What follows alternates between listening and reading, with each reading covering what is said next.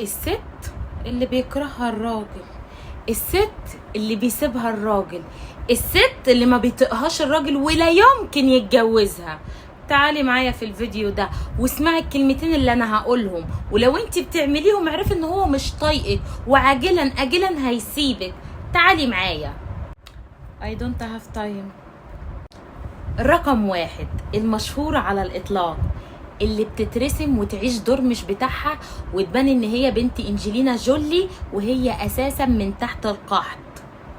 قلت لك كذا مرة ما تترسميش عشان شكلك بيبقى زي الزفت وبيبقى مهروش. فرقم واحد الراجل بيكره الست اللي بتعيش الدور وتترسم وتعيش عيشة مش بتاعتها. خليكي على طبيعتك.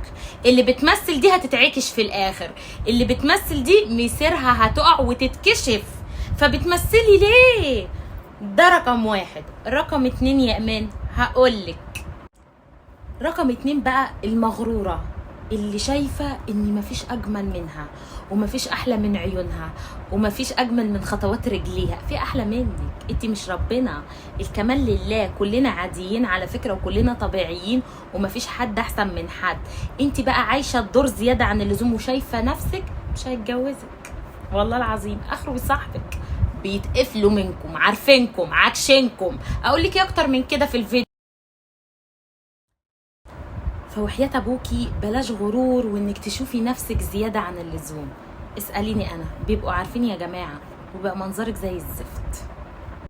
رقم 3 المتسلطة اللي ما بتديهوش مساحته، اللي بتبقى عايزة تسيطر على حياته. بيكرهك، ما بيحبش اللي ما بتدوش مساحته ولا عايزاه يخرج ولا يطلع، وبتفتشي في موبايله وعايزه انت اللي تمشي البيت وانت تمشي الحياه وانت الراجل وانت بيكرهك، ما بيحبكيش. الست الذكيه اللي تاخده تحت دراعها، مش اللي تبقى متسلطه عليه. بيكرهوا النوع ده قوي.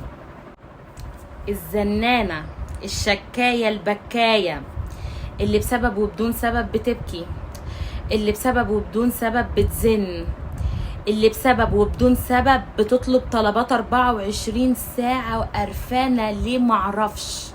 بيكرهها، بيبقى مش طايقها. ومفيش حد يطيقك على فكرة، وانا لو مكانه مش هطيقك. نبطل الحاجات دي ها. اخر حاجة اللي بتغلط فيه وفي رجولته. لما ترمي كلمة ملهاش لازمة تهينه في رجولته مش هينساها لك، هيكرهك ومش هيعرف يكمل معاكي، ومهما حصل مش هتعرفي تعالجي حاجه زي دي. فخليكي في خناقاتك، ابعدي عن نقطه رجولته وكرامته، ابعدي خالص. شيروا الفيديو.